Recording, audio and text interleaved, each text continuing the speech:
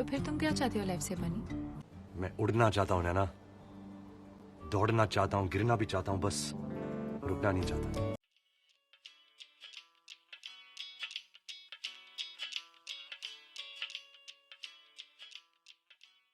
ये जवानी है दीवानी अपनी दोस्ती, अपने मजाक मस्ती और थोड़ा बहुत रोमांस के साथ मिक्स होकर एक अच्छी फिल्म तो डिलीवर करती ही है, बट अगर इसको करीब से देखा जाए तो ये कई सवाल भी खड़े करती है कि अपने सपनों के पीछे भागने की होड़ में कितनी कीमतें चुकाने को तैयार हुआ, और इतनी भागदौड़ के बाद जब वह मंजिल या मकाम आपको मिल भी जाए तो क्या आपको सुकून मिल जाएगा? कबीर के कैरेक्टर को अगर हम देखें तो वह पहले बड़ा बेफिक्र और ओवर एंथुजियास्ट और अपने सपनों को प्रायोरिटी देने वाला महसूस होता है, तो फिर धीरे धीरे क्या होता है कि वह अंत में आकर नैना को देखकर पहली बार रुकने का फैसला लेता है और पहली बार अपने सपनों के खिलाफ भी जाता है। मूवी के शुरुआत में हमें कबीर की सेल्फिशनेस दिखती है। उसके पिता को भी एहसास था कि वो कितना भी ट्राई करे वो कबीर को कभी रोक नहीं पाएंगे। मेरे चाहने से कोई फर्क पड़ता है? तुमने कभी कोई बात मेरी मानी है? और शायद कबीर उनके लिए एक बार रुक भी जाए तो मत जाओ, ओके। तो कभी कबीर खुश नहीं रह पाएगा। वह घर उसके लिए घर नहीं, एक पिंजरा बन के रह जाएगा।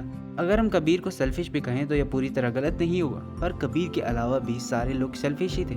कबीर के पिता, नैना, अवी, अदिति, उन सब में ही सेल्फिशनेस के ट्रेट्स दिखते ही हैं, क्योंकि बनी सिर्फ अपने सपनों के बारे में सोचता था और वो चाहते थे कि बनी हमें चूज करे। एक दुआ मांगना चाहती थी, बनी। अबे साले तू मेरी आदत डाल ले, वापस जाके हमें साथ में ही तो रहना है।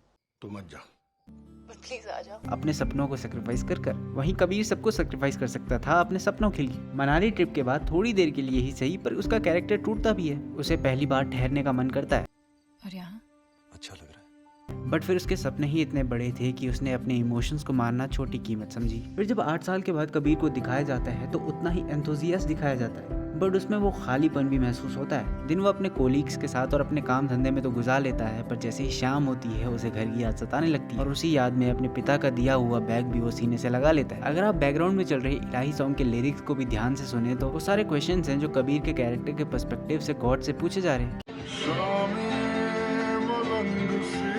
कि जब मेरी शामें मलंग सी यानी नशे में और मेरी रातें सुरंग सी यानी कि अंधेरे में है,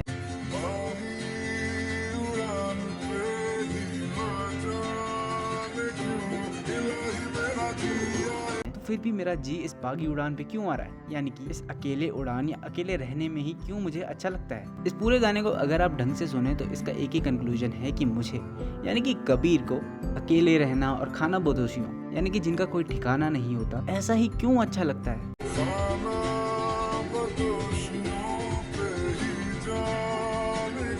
जिस सीन में कबीर को अदिति की शादी के बारे में पता चलता है वहाँ भी उसका कैरेक्टर ब्रेक होता दिखता है। उसकी आंखों में साफ दिखता है कि वह कितना कुछ पीछे छोड़ चुका है। जब कबीर इंडिया वापस आता है तो इस बात का रियलाइजेशन उसे और भी ज्यादा हिट होता है। कबीर के आने पर जहाँ पर अदिति और नैना बहुत खुश दिखते हैं, वहीं पर अवी थोड़ा सा उखड़ा, थोड़ा सा रूड दिखता है, क्योंकि उन सब में से अवी ही था जिसको कबीर से काफी ज्यादा उम्मीदें थी। और कबीर ने जाने के बाद जब उसे वो अटेंशन नहीं दी तो उसे हर्ट फील हुआ, जो कि जायज भी है और जो वो बर्स्ट आउट में बताता भी है। 8 साल में एक बार आया तू हमसे मिलने, मुश्किल से 10 फोन किए होंगे तूने, चल 20, सब कुछ तेरा, मेरा क्या बनी। और पूल वाले सीन में भी हमें नैना और कबीर के कैरेक्टरिस्टिक्स के बारे में पता चलता है। जहाँ पर नैना एक काम और चीजों को समझने में थोड़ा टाइम देने वाली फील होती है, वहीं कबीर का कैरेक्टर थोड़ा सा क्विक डिसीजन लेने वाला और अनसेटलिंग बिहेवियर वाला ट्रेट्स रखता है, और ये ट्रेट्स हम कबीर के पहले भी देख चुके हैं। कहीं पहुंचने के लिए कहीं से निकलना बहुत जरूरी होता है। सही वक्त पे कट लेना चाहिए, नहीं तो गिले शिकवे होने लगते हैं। जब नैना उसे वेट करने को कहती है तब जाके वो अपने कैरेक्टर में थोड़ा सा ठहराव लाता है, और उसके तुरंत बाद जब उसको रियलाइज होता है कि वो नैना को खो सकता है तो फिर वो पहली बार अपने कैरेक्टर के बिल्कुल ऑपोजिट जाकर नैना को प्रपोज करता है। पर फिर जब नैना कबीर से कमिटमेंट मांगती है तो फिर वो कुछ बोल नहीं पाता, क्योंकि अंदर ही अंदर वो अभी भी थोड़ा सा अनसेटल है। कबीरा सॉन्ग की शुरुआत में ही जब फ्रेम में अवी, अदिति और नैना कबीर से दूर जा रहे होते हैं तो फिर धीरे धीरे कर कबीर के बैकग्राउंड से वो लाइट्स बंद होने लगती है, जो कि बताता है कि कबीर की सुरंग वाली रातें उसकी जिंदगी में फिर से आने लगती है। कबीरा सॉन्ग के लिरिक्स भी अगर हम पार्ट्स में डिवाइड करें तो उसमें भी कबीर को कई बार मनाने की कोशिश की जा रही है। पहले उसे कोस कर, कैसी तेरी खुदगर्जी,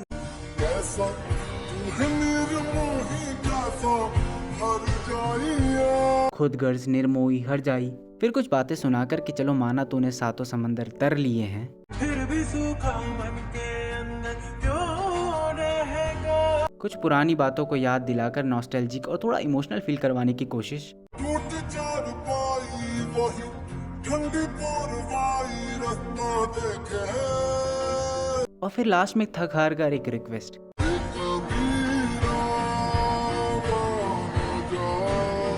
पर फिर एक बार कबीर अपने सपनों की तरफ कदम बढ़ाता है और फिर नैना उसे नहीं रोक पाती।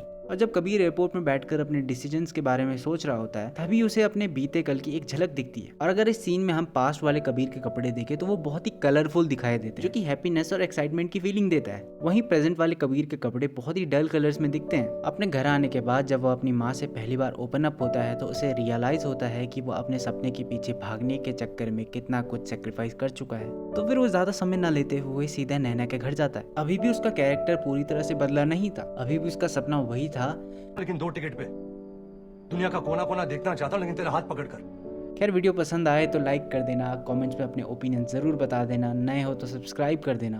और अगर आपको जानना है कि इंडिया में हॉरर क्यों लैग करता है या फिर कैसे मॉडर्न ऑडियंस अब चेंज हो चुकी है तो आप ये वीडियो देख सकते हो। मैं मिलता हूँ आपको अगली वीडियो में।